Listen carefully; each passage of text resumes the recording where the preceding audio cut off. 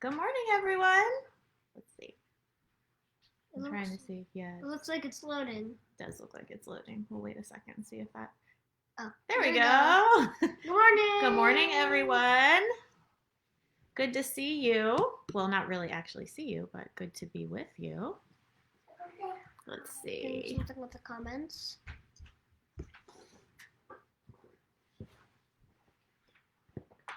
There we go. All right, we've got a new setup on our live today. Just Facebook changed a little Mom, bit. can So you let me film? of course. How's that? I keep getting off. Okay, there you go. Now we see you. Thinking, Okay. thinking Yeah. I'll see you. You wave and say good morning. Good morning. Yeah, good morning. Can you say it with a happy face? Hi, Miss Kate. I see you said good morning to you too. We are going to get started with our kids' story today in just a minute. And I will remind you that if you have kiddos at home, you can find our kids' resources, links to those in the comments for our nursery with Miss Lauren, preschool with Miss Kara, and then our church at home video, keeping up with our Connect crew for our elementary age. You can find those right in the comments. So we're going to go ahead and get started with our next Bible story. This comes from the Bible app for kids. And do either one of my kiddos with me today remember who our story was about last week? Joseph. Joseph, that's right. And that's exactly Joseph. Yeah, we're going to use that for our little sign language today. We're just going to make a sign language J for Joseph whenever we hear his name. That'll help us to keep focus. Yeah, Joseph. And if you do it a bunch of times in a row, you end up making a circle. You do. So that's why we only need to do it once for every time we hear it. J for Joseph. So last week we left off. Joseph's brothers had sold him to be a slave. And today, this is kind of cool because it gives you an idea of what is going to happen in this story. Our story today is called Dreams Come True. So, if you remember, Joseph went to be a slave in someone's house, and their name was Potiphar. It said Joseph served Potiphar well. Potiphar's wife wanted Joseph. Did I skip a page? Hold on. Nope, I didn't. Okay. Potiphar's wife wanted Joseph to sin against God. What do you think Joseph did? Not sin. Joseph refused to, so she lied about him. Potiphar believed, and Joseph was thrown into prison. You can see the picture there. They were taking him to prison. Not fair, but it happened. Nope, he didn't. In prison, Joseph met two of Pharaoh's servants. They each had dreams, and God showed Joseph their meaning. Joseph's explanations came true. The cupbearer was released, and the baker was hanged. What's hanged? Hanged is a way that you execute someone. So there they are. You can see Joseph was explaining the meaning of their dreams to the people he was in prison with. And he was right. And who told Joseph what the dreams meant? Do you remember what it said? Who told Joseph the meaning of the dreams? God. Right. That's right. I was getting confused there. 2 years later, so Joseph was still in prison 2 years later, Pharaoh had two troubling dreams. The cupbearer remembered what Joseph had done for him and told Pharaoh. So Pharaoh sent for Joseph and told him his dreams. There's Pharaoh. You can see him. And Joseph came. He's going to tell him about his dreams. God showed Joseph the meaning of Pharaoh's dreams. For 7 years, a lot of food will grow, said Joseph. So store up food, because 7 years of famine will follow. Do you know what a famine is? With no food. Yeah, when there's no food. How does a famine happen? Well, there's a lot of different reasons that we don't have time to get into right now, but we can talk about it a little later. So there they are again, talking about Pharaoh's dreams and Joseph explaining. There's a bubble. Oh. There was a bubble. Okay, God helped Joseph understand the meaning of dreams. True. I got a star. Awesome. So when you see those in your Bible app, that means that there's a question that you can answer. Pharaoh was impressed by Joseph's wisdom, so he put Joseph in charge of storing up all the food. Apart from Pharaoh, no one in Egypt was more powerful than Joseph. That's really remarkable, isn't it? Joseph started out as what in Egypt? He was sold as a slave, and now what happened? The strongest person in all of Egypt. Besides Pharaoh, right? Yeah. That's remarkable. It's amazing what God can do, isn't it?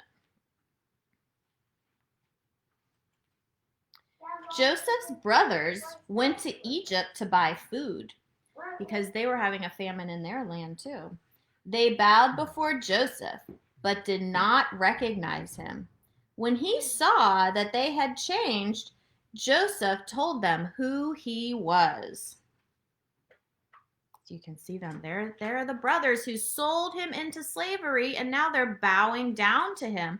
They're coming to buy food, and they didn't even recognize him. Where is David? Joseph?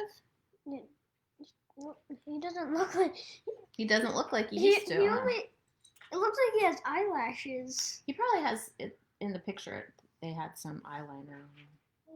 I don't know if that actually happened or not. The brothers were terrified. Why do you think they were terrified when they found out it was Joseph? Didn't know. Why? What did they do to him? What was the last thing his brothers had done to him? They sold him as a slave. So do you think maybe they thought Joseph was going to be a little angry at them for doing that? And now he's a powerful ruler. He could do anything to them. You meant to harm me, Joseph said, but God used that for good. Bring all of our family to Egypt. We will have plenty to eat. And that's it's the same question. So it says, congratulations, you read it. That's from Genesis 39:45. So I have a couple questions for you, just like all the past weeks. And if you want to answer the questions and you want to send me the answers, that'd be great. And I'll send you a special surprise for answering those questions. Okay? You're going to go? All right. You're going to say goodbye? All right. Can you please just wait for a minute, okay, so we don't unplug everything. There we go. All right. So here's our questions. The first one is, who lied about Joseph? Don't give it away. Who lied about Joseph in the very beginning? Next question is, who showed Joseph the meaning of dreams? And we answered that one too. So if you're paying really great attention, you already know the answer to that one. Who showed Joseph the meaning of dreams? And our last question, did Joseph forgive his brothers? Did Joseph forgive his brothers? So you can send your answers to me if you want to email them. If you would like to text them or Facebook Messenger me, however you would like to get those to me, that'd be great. And I know everybody's looking forward to the end of school. Some of you guys, some of my kiddos have already had their school end this past week. And I know Baltimore County, Chase and I will be finishing up school. Friday is the last day. What do you think of that? Yeah? Excited? I think kids and parents are equally excited this year. So, all right, we hope you guys have a wonderful week. We cannot wait to see you. We miss you. In just a couple weeks, we'll be able to see you in person. And we're going to turn it over to Pastor Phil. Have a great Sunday. Bye.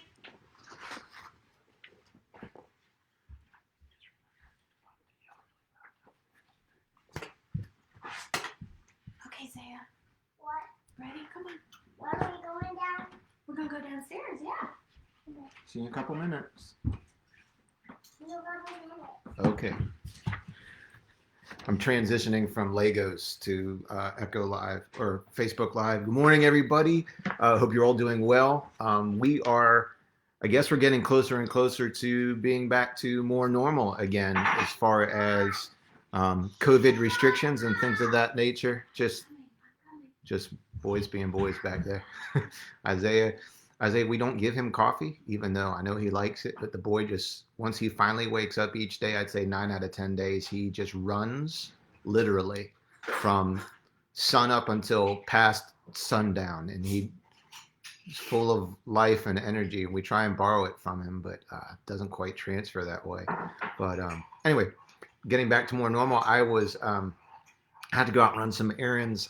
Let's see, Friday, and it looks like traffic is getting back to normal. I don't know if you all have noticed that, but traffic is definitely getting back to normal. And in some of these shopping centers, like where I go to drop off all my packages and stuff at the shopping center near us, during the whole COVID lockdown, parking spaces there were plenteous because right next to it was like there's a nail salon and a like a Chinese food takeout restaurant and stuff like that.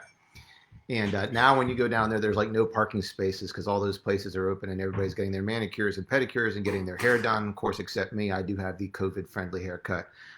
So it seems like that's getting a little bit more back to normal. And I guess from what I'm understanding and what I'm reading, indoor dining could be a reality here pretty soon. When I was running my errands and going towards Aldi the other day, I saw one of the restaurants there had outdoor seating and every table was full. So it seems like people are getting they're getting ready to go outside. Of course, baseball, we still have no news on if we're going to have baseball or not this season. Just a crazy time that we're living in. I have been learning new things. So if you've been doing some new skills and stuff, I'd love to be able to hear that. Maybe something that you didn't imagine trying out, but you've tried during these last few months since March, right? Since like the second week in March. This week, my oldest son, or actually it was last week, my oldest son finally convinced me to let him teach me how to play the game Minecraft. I don't know if you've experienced this or not. And so I've been totally sucked into that. So like each night, if he gets everything done, if he gets his bedtime routine done, and we have a few minutes before bedtime, we'll go down there and play that. And I never thought in my life I would be doing that, but that's something that I did. And then yesterday, we set up, 3 years ago, I bought a tent for our family to go camping, and it's still in the factory packaging. So that plan didn't really go according to plan. But I wanted to take the boys camping for Father's Day. I wanted to take the whole family camping for Father's Day weekend this year. My brother-in-law is an avid camper and is a Boy Scout troop leader, and I camped all the time. I was in Royal Rangers when I was a teenager, and I was a leader in Royal Rangers for a while, and so just grew up camping and enjoyed all that. But one thing I know from being an experienced camper is when you put a date to go camping on the calendar, especially tent camping, you can usually guarantee it's going to rain. And so yesterday I had told Chase, I was like, listen, buddy, I want you to get up in the morning, go outside with me. First thing, we're going to set up the tent and we are going to waterproof it and seal the seams. And as it turned out, I set up the tent. Actually, to be fair, Kendra did note Chase. Chase, our neighbor, Chase's best friend, lives behind us, lives next door to us, and his grandparents got him walkie-talkies for his birthday, and so he gave Chase the other walkie-talkie, and so it's like now they can communicate more regularly. And so I think as soon as Chase got up, he figured out a way to be able to go and play with the neighbor. And get out of helping with the tent. But Kendra and I had an awesome bonding experience yesterday setting up the tent. These new tents are pretty amazing how quickly they go up and how easily they go up. We got one of the ones that's just basically, it's the 2 minute setup. And it was our first time. It didn't take 2 minutes, but we got it done in 5 minutes. And we waterproofed the tent and sealed the seams, which now means it won't rain when we go camping. But those are two of the things that I didn't imagine myself doing during this season, but those are things that we did. So in the comments, let me know what's something different that you tried during the time you've been locked down, now that we're able to kind of come out and get around and be more normal again. All that being said, I was just buying some time for everybody to log on here. So we're about 10:05, so we'll get started. All that being said, next weekend is, of course, Father's Day. And because you asked, and we want to give the people what they want, we have special guest hosts for Echo Live next weekend, and I'm anticipating it being the best episode of Echo Live we've ever had. Pastor James and Pastor Zach are going to co-host a special Father's Day edition of Echo Live next Sunday morning at 10 o'clock. So please make sure you make every reasonable effort. If you can tune in live, that's great. And I know a lot of you, you just can't sit in front of a computer on a Sunday morning live, but you go on later and watch. But please make sure you tune in next week. It will be well worth your time. I've tried to mine out from them a few ideas of what they have in mind. They were very enthusiastic about taking this on, and I said in our team meeting this week, I said, I trust you guys to do this well, but I know having some variety to what we're doing on our live streams will be great, and so they're going to be here next week, and I can't wait to see what they come up with. And that is our last scheduled Echo Live, because on Sunday, June the 28th, we have planned to start having outdoor services. They will take place behind, in the parking lot behind our new ministry center, which is nearing completion of construction. So 2 weeks from today, Sunday, June 28th, we'll have an outdoor church service. What is it going to be like, Pastor? I know a little bit about what it's going to be like, but I'm going to find out kind of like what you are as well. We'll start at 10. And it will be a drive-in service. So we'll direct your cars and get you parked out there. Outside, we'll have a small setup for worship and for prayer. And I'll share a short devotion that will be a multi-generational approach. In other words, I recognize I'm going to be talking to kids and teenagers and adults all at the same time. So it will be shorter. It will be largely hinging on stories. We've already been working on some of that. Our welcome team is getting ready to show you hospitality in some fun and creative ways that are all COVID friendly. We're going to have volunteers stationed when you pull onto our street. They'll be there waving and directing you, so you won't have to worry about where you go to park. We've got people there to help get your car set up. Julie and the tech team have a small PA system, but what we're going to be doing is the sound will be pushed through a little FM transmitter, so you can literally sit in your car and tune into the station that will be broadcasting on, and you can adjust the sound in your car so that everybody can hear. We know that once you go outside, it's tough to hear unless you get concert-like setup, and we can't have concert-like setup because there's other businesses in there. So we're going to make that work as best we can. If you do want to bring a chair, a lawn chair or something to sit outside of your car, if you'd rather do that, you certainly can. Just keep in mind being able to hear. You might get the best experience inside your car, but we'll kind of figure this out as we go. We're going to be in that mode for a few weeks, and the reason being is simply because we don't have the school has not yet told us that we can come back inside or outside. If that changes, we'll pivot along with that. But our new ministry space at 5020 Campbell Boulevard isn't complete yet, and we don't have use and occupancy permits. So my guess is that we'll be doing outdoor services for about 4 to 6 weeks before we can start moving inside, and that'll give us time to really get ready to move inside. We've ordered some of the supplies that we need for that. But we're just thinking through all those different layers. The bottom line is we're really looking forward to getting together with you. And I don't want you to feel, if you're just a little anxious about that or nervous about coming together yet in a drive-in service, that's okay. We're going to do our very best to make sure it's live streamed as well so that you can stay connected. We don't want you to feel penalized or judged if being with us on the 28th or on those Sundays isn't practical for you. So that's a little bit more about what's coming. We're really excited about that. And I'm curious, we're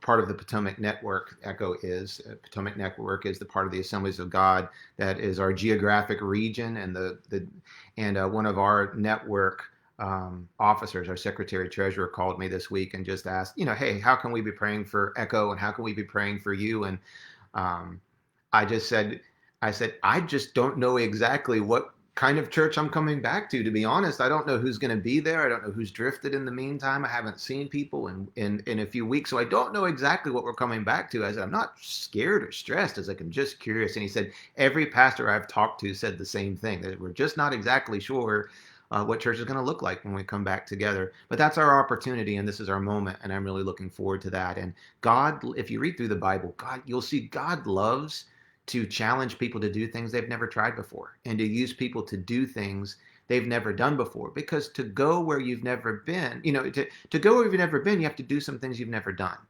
And so we've never pastored through a pandemic. I've never led a church through, what our history has looked like over the last 8 years that we've been here. You've probably never participated in a Christian movement that's gone through a season like this. But what I'm excited about is that's usually a setup for God to do something very unusual that he's never done. And we get to be part of that through no fault of our own, because he chose us to live at this time in history. And so I'm really looking forward to really just being together with you and worshiping together, especially Keith is going to be leading us in some songs that day. And it's just going to be great to be able to see you. Even if it's just from here up, it'll be great to be able to see you in just 2 weeks from now. So a short devotion for today, and then I'll just wrap up with some information about giving and our prayer team and some good updates for you. But one of the things I felt God challenging me to do this last week, just in my own Bible study, and usually my personal devotions don't drive what I preach about, but this week it kind of did. I just felt God nudging me to go back through one of the Gospels, just pick any one of the Gospels and notice the groups and the people that Jesus conversed with and spent time with, and note those conversations. And I felt him nudging me to just ask questions. What did Jesus have in common with this group, and where did he differ with this group in every conversation? Just noticing the patterns of, if there were any patterns, of how Jesus related to people who he had a lot in common with, and how he related to people who he didn't have a lot in common with. And I'm going to share just one. It's actually 2 verses that jumped out to me so far in that it really got me to thinking as I looked at this about how we form relationships. And I wonder if you can remember a time when you discovered somebody you had a close friendship with, or maybe somebody you were related to, when you discovered that they had an opinion or a position or did something that you totally disagreed with, and it shocked you.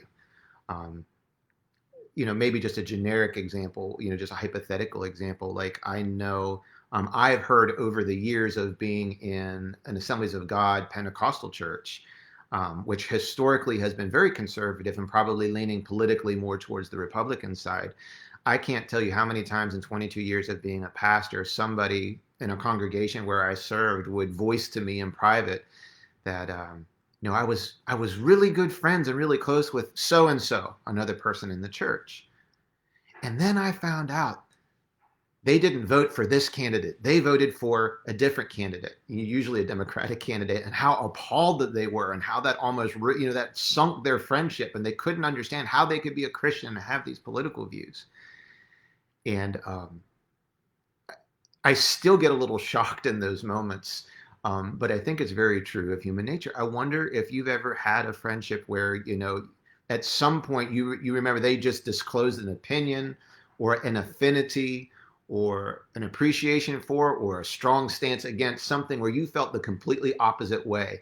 How did that affect your relationship? Were you able to weather through that? Were you able to learn from that? Did it turn you off? Did it put a distance there? I guess it depends on what the issue was, right? But, if we really just pushed back from the table right now, the way we form relationships with people is we're either related to them, by blood, their family, or we choose to have a relationship with them and we get to know them through something in common. You work together. You live near each other. You went to school together.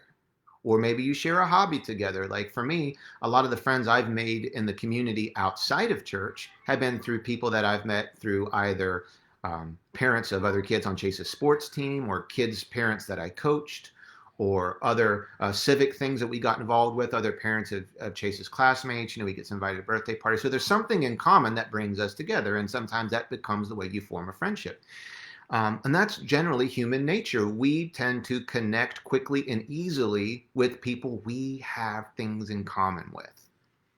And now we start to identify, at least in the day and age we live with, and back in Jesus' day, we identify with our groups.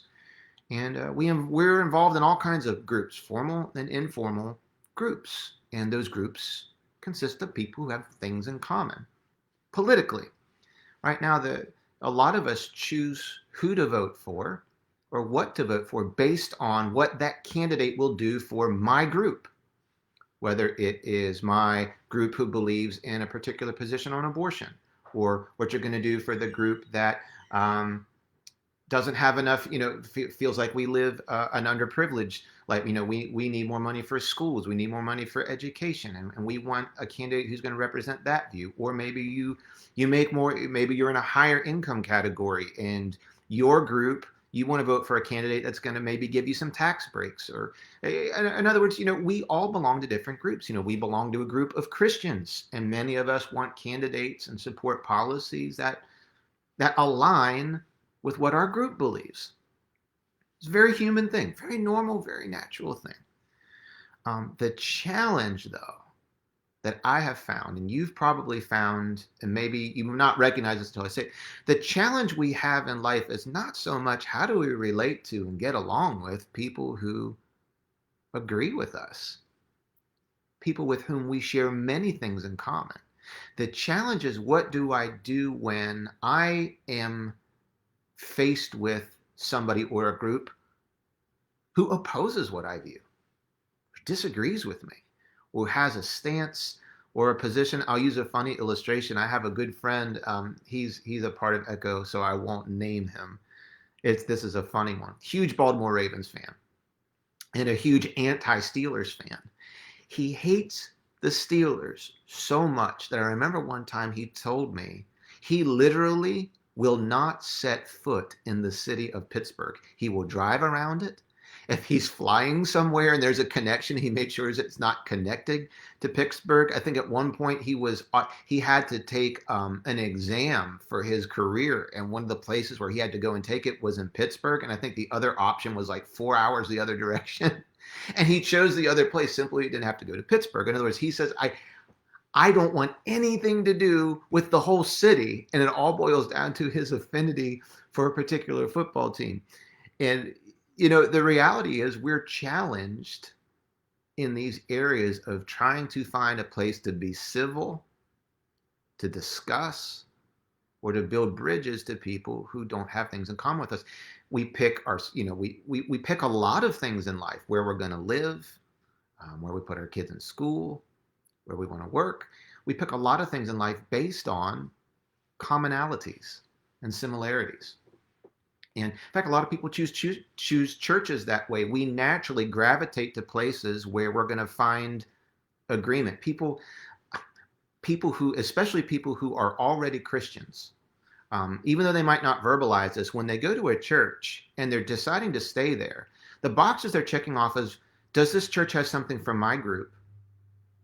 For instance, I'm a parent with children. What does it have for my kids? Or I'm a young adult. I'm in my early 20s. Does this church have something specifically that caters to my group? And then the main teacher and the main leadership, the pastor and the other people who speak publicly, they're listening in to find out, do I agree with what they're saying? In other words, I have my opinions already preformed, and I'm listening to hear if this pastor checks off all those boxes, or do the pastor and I disagree?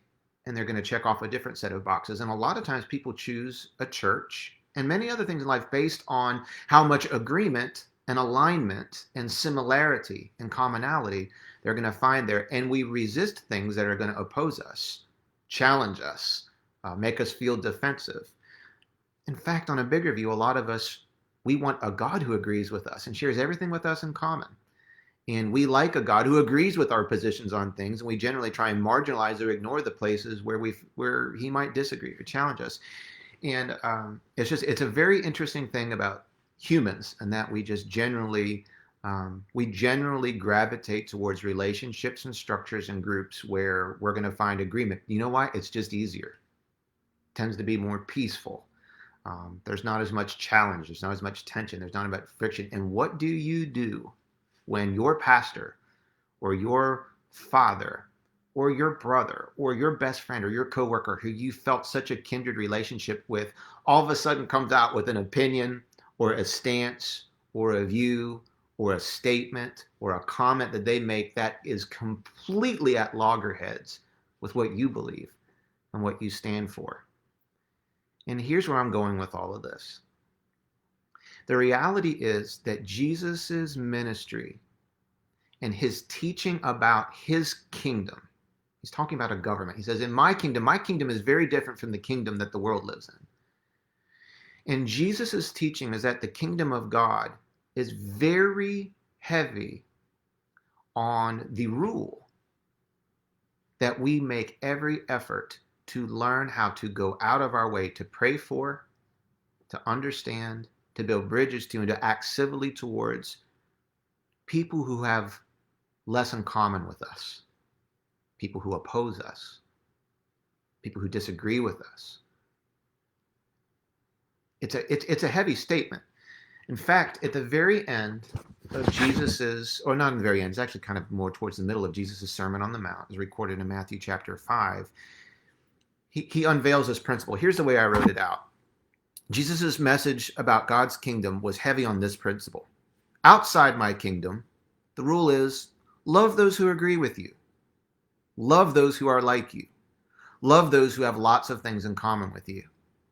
But in my kingdom, you must learn to go out of your way to love, pray for, and act civilly towards people who are different from you, and who are not just different from you, but who may even oppose you, who stand for things that are the opposite of the things you stand for.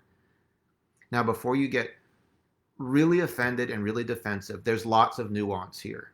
And I do realize that the Bible also talks about that there are times where we're going to encounter people who have stances that are opposite from us, where all of these options get exhausted, right?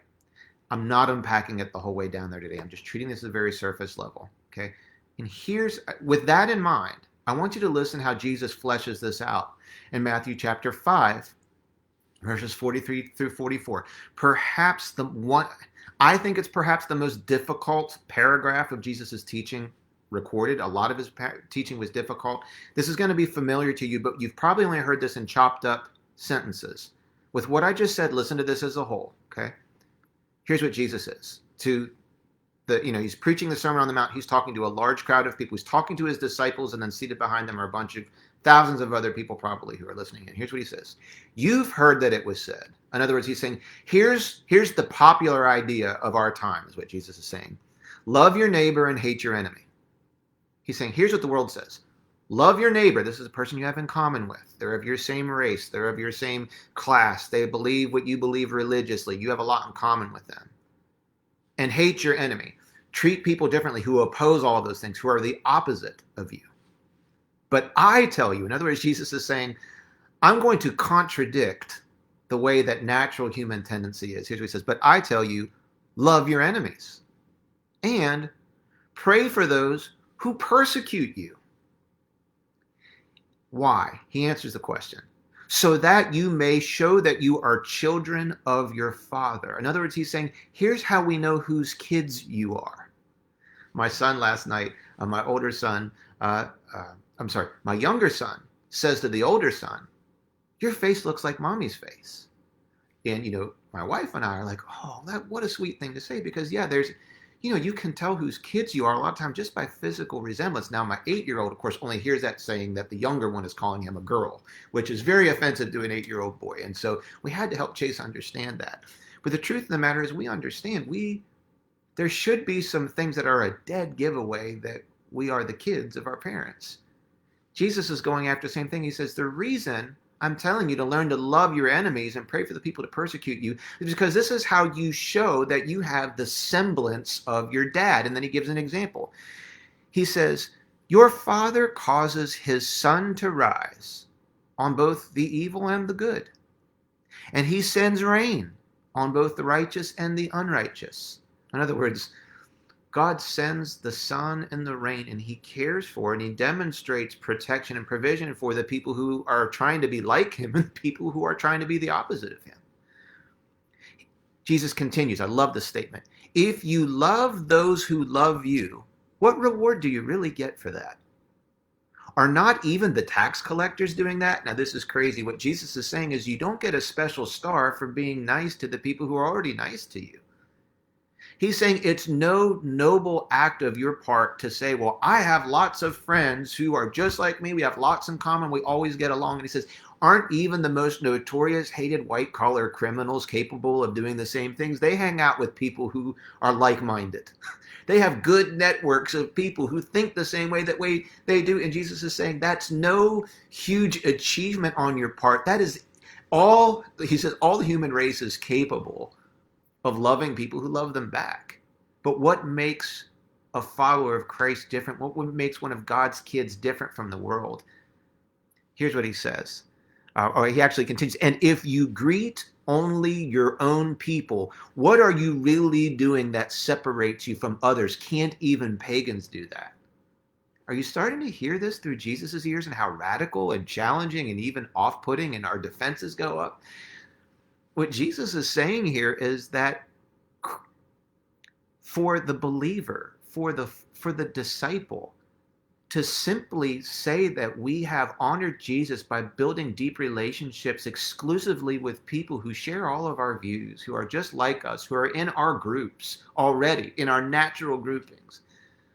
That's no huge achievement because the world can do that. Here's what Jesus says, though.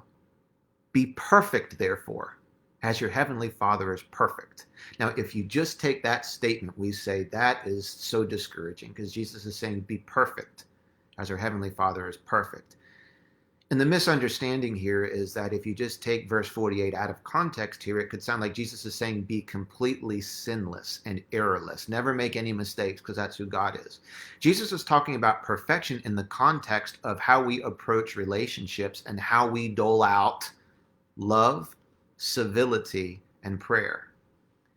And what Jesus is saying is that God deals out his love, civility, protection, and provision to the righteous and the unrighteous, the good and the evil. And he says perfection is loving people that way. And so as it trickled down to his listeners, what they're hearing Jesus saying is that, wow, in God's kingdom, I need to learn how to go out of my way to forge relationships and to extend understanding and build bridges to people who are outside of the natural groupings that I find myself in life. And Jesus uses phrases like your enemy, those who persecute you, the people who don't show you love, the people who don't initiate common greetings to you, the people who don't seek you out. These are the people who, when you build relationship with them in the sense of loving, praying for them, treating them at least with civility, that demonstrates there's something different about that person than everybody else. And if you made a personal Bible study like what I'm doing, I read through Matthew this week, and I noted all of Jesus's conversations, made a little note, and then I eliminated ones where he was talking to his disciples or where he was talking to politicians, and I really just kind of focused in on, like, Matthew chapter 4 through chapter 20, kind of during his ministry. And a few things jumped out at me about the conversations he had. Matthew chapter 8, a person with leprosy approaches Jesus and asks for healing. And you have to understand, lepers were not allowed to approach non-infected people. In fact, lepers had to, they had to announce, they had to call out, unclean, unclean, so that everybody within earshot knew, because it was highly contagious. And they were considered ceremonially unclean, and they could not come in physical contact with anybody else. And yet, this leper, for some reason that were not supplied directly by the text, feels like he could safely approach Jesus and not be turned away. And my question is, what was it about the way Jesus lived that a leper felt like he could safely approach somebody who had very little in common with him? Just a question. I think there's an answer to it, but I'll let you think about that. And then the very next story you read is a centurion approaching Jesus. And here's a guy at the complete opposite end of the social spectrum from the leper.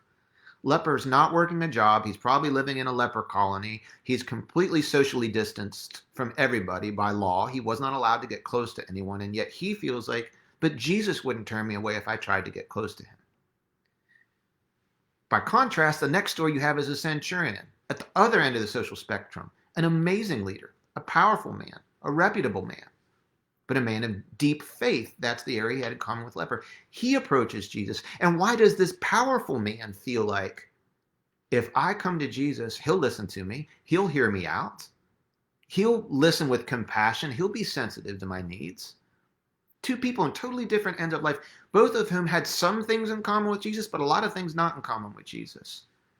If you just keep reading all these questions, the woman with the issue of blood, why did she feel she could, as a woman and as a sick woman in that day and age, reach out and physically touch Jesus, and that he would not turn her away, that he would not rebuke her, that he wouldn't recoil? Why? What signal was Jesus giving off that he was that approachable for people who were unlike him and weren't in his natural group? Remember when Jesus's mother and brothers in the Gospel of Matthew caught up with him, and Jesus was in a teaching moment with his disciples, and someone comes in and says, Jesus, sorry to interrupt your staff meeting, but your mother and your brothers are outside and they would like to talk with you. Why does Jesus not divert his attention from his disciples in that moment to his family? Do you remember what he said? He said, my mother and my brothers, my family. Well, this is my family too. What was it about Jesus that he could extend his group, so to speak, to include not only his flesh and blood family, but other people who were outside of his family? What was it about him? What about the Canaanite woman in Matthew 15? Do you remember that one? That's another tough passage. Do you remember when she comes to Jesus and asks for healing, and he responds to her, "Why, it's not right for me to take the bread from the master's table and give it to the dogs"? Do you remember that?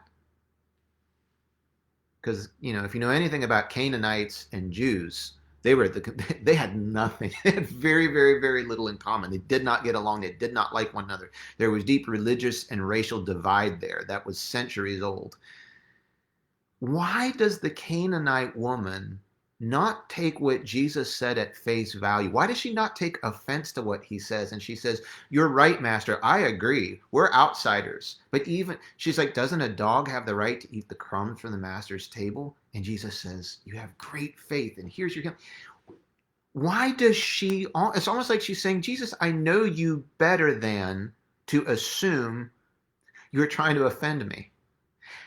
Why does she refuse to take offense at that? It's almost like she's saying, I know you better than the way this appears. How does that all happen? What about Matthew 20, the two blind men? Jesus is on his way to die. He's got a schedule to keep. He's on his way up to Jerusalem. And along the way, two blind men call out to him. What do they have in common? What does Jesus have in common with two blind men? How else in life would these three ever have a conversation? What other environment in life would put these people in the same place at the same time? Jesus is busy. He has a schedule to keep. And these are not the type of people who are going to have anything to offer him, who have very little in common with him. And they call out to him. And what does Jesus do? He stops and he asks them, how can I help you? Why was Jesus willing to delay his trip to the cross to ask these men, how can I help? Now, I suggest there's answers to all these questions that are common threads that link back to one of Jesus's first sermons, where Jesus is laying out to people that in my kingdom, here's what we do. Yes, we build relationship with people who are like us, who share our faith, who share our mission, who share our values. But in my kingdom, we're also obligated to love, to pray for, and to treat with civility people who oppose what you stand for. People who disagree with you, people who you find out that very core issues in your life, you don't have those things in common. And there's another whole conversation. What do I do when I discover, let's just shrink this whole conversation out. When I discover that somebody who's been sitting in my same row at church for the last 3 years, who I hug and I shake their hand and I know them by first name and we have relationship through, we see each other every Sunday. We're civil, we're cordial. We pray together, we worship together. What do I do when I discover that that man or that woman totally opposes what I believe on this core issue? What do you do? How do you respond to those moments? And you have several God-honoring options, and you have several options that grieve the heart of God. And I've seen all of them displayed in 22 years of being a pastor. But the reality is, even if we shrunk this down to our own church of, I don't know how many people we have anymore, within our church family, there's some things we share in common, and those things should unify us and give us the traction that we need to learn to be a community where we can treat one another with love, understanding, civility, and respect, and confront one another with those same things because we share in common a commitment to the kingdom of God and living it out, and to be able to be a community where we're able to celebrate what we have in common and be able to grow and learn through where we differ. But I just see this strong message from Jesus that the real one of the real differentiators of Christians and disciples is that we are willing to put in the time and effort to build bridges to people who aren't exactly like us, who don't value everything the way, who have different opinions and strong opinions from what we have. And if you track through Jesus's conversations, and there's many, many more than what I listed, Jesus exemplified for us everything he said in Matthew chapter 5. And he showed us how you can love people who oppose you, even if you don't come to agreement. Not every conversation Jesus had with a political opponent or a religious opponent ended well. But he demonstrates for us, he gives us a blueprint for how you can have those conversations, when to speak up and when to stay silent, when to confront, how to challenge people. And yeah, you have some Pharisees that went on and were so moved by hatred and bitterness that they killed him. And you have some others like Nicodemus who came to Jesus and said, I realize we're on different ends of the political spectrum here, but man, I have some questions and I want to talk to you. And Jesus received him, even though he came at night. Jesus received Nicodemus. And in that conversation, he gives us the most famous Bible verse ever because Jesus learned how to do this. So here were my application statements. Jesus went out of his way to converse, dialogue, and understand, make an effort to understand people who is different than he was. And so should we.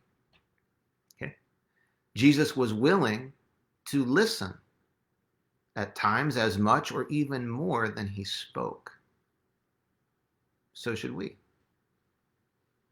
Jesus got involved when he saw someone in need of care or protection or help. And so should we. I love that Jesus' desire to help was not only for what, we would have considered the disadvantaged, underprivileged, like, had compassion on the two blind men, and he stops and says, how can I help? We want to see, and he helps them see. But he also stops and helps a centurion who was a very powerful man. And the guy says, listen, I'm a great leader. I can tell people to go and they go, return and they return, but I can't fix this issue. And Jesus says, I'll help you. Your faith has made them whole. Jesus found that anytime he was in a conversation with someone who needed help or care or protection, something that he could do, if he had the capacity to do it, he was willing to do it. And so should we. So this is something Jesus is challenging me with about in this season. I know the issues we're facing as a nation right now are, in some ways, they're unique to this season, and other ways they're old. And I bet 6 months from now, we'll still be dealing with some of these things that divide us, but there may be some new ones that come up. And every time that they do, if I shrunk this whole sermon down to just your church family, you're probably going to find that people within your church family don't share the same positions that you do. Maybe even your pastor doesn't. But what I see Jesus saying is the challenge of all this. You know what's easiest for me to do is to write people off, to silence them, to distance myself from them socially, verbally, otherwise, to try and just, keep a surfacey relationship. And that's just easier. It's just, there's less conflict, there's less tension. And I'm not even saying that there's not a case to be made for doing that at times. Sometimes you need a mental health break, or sometimes you're dealing with someone who doesn't want to discuss, doesn't want to learn, doesn't want to grow, doesn't want to talk. They're not easy people to relate to. But that doesn't mean I can't still cover them with my prayers and demonstrate civility some form of love to them the way that Christ did. And after all, Jesus is our example. And Jesus exemplified what it means to be able to treat all these different groups of people in a way that his Father does. And if you have Jesus living within you, then you have everything you need to be able to learn how to do this. And I'm convinced that the church that God wants Echo to be is to be a church where we share many things in common, but where our differences don't divide us. I realize, again, you can say, well, Pastor, shouldn't there be some differences that do divide us? Sure. And we're talking about holiness and sin issues and some theology issues. Absolutely. I'm not saying we need to accommodate every anti-Christian belief that's out there. What I am saying is that what Jesus did was he at least made an effort or opened up an avenue for change to happen in the hearts of people who espouse things that were anti to the kingdom of God. And what I realize is that in order for me to persuade somebody whose heart is anti God's values and God's kingdom, for me to be able to be an agent to persuade them, I have to be patient enough with them to earn the credibility to speak into their life. And that's a journey that I'm on. That's probably a journey that you're on too.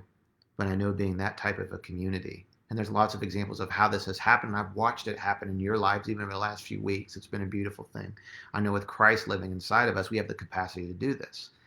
And if you don't have Christ living inside of you, today would be an awesome opportunity for you to be able to do that, to be able to just admit that you're a sinner, confess your belief in Jesus and your need for him, accept forgiveness from him, and choose his leadership and lordship in your life. In fact, I want to pray for all of you right now to that end. Heavenly Father, we come before you today, and we humble ourselves before you.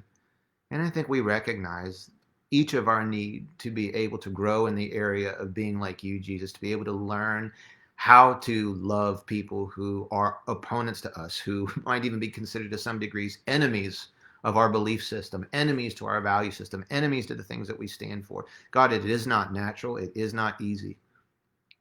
But you've provided for us clarity that in your kingdom you value. And the rule of your kingdom is that we will learn to love the righteous and the unrighteous, the just and the unjust, the good and the evil, those who are like us and those who are unlike us. And then you give us tons of examples of what that type of love looks like. God, help us to be more like your Son today. For that one who might be listening today who says, I don't have a relationship with Jesus like that.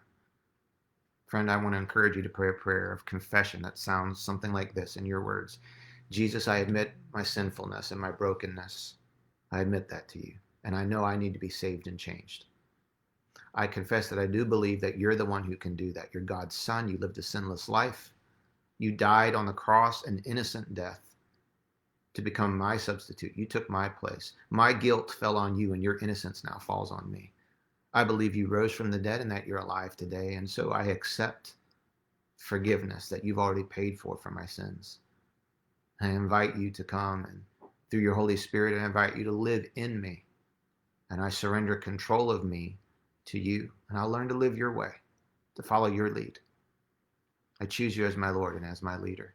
And friend, if you prayed that prayer, what you're experiencing right now is the beautiful indwelling presence of God's Spirit making you a completely new woman, a completely new man, a completely new student.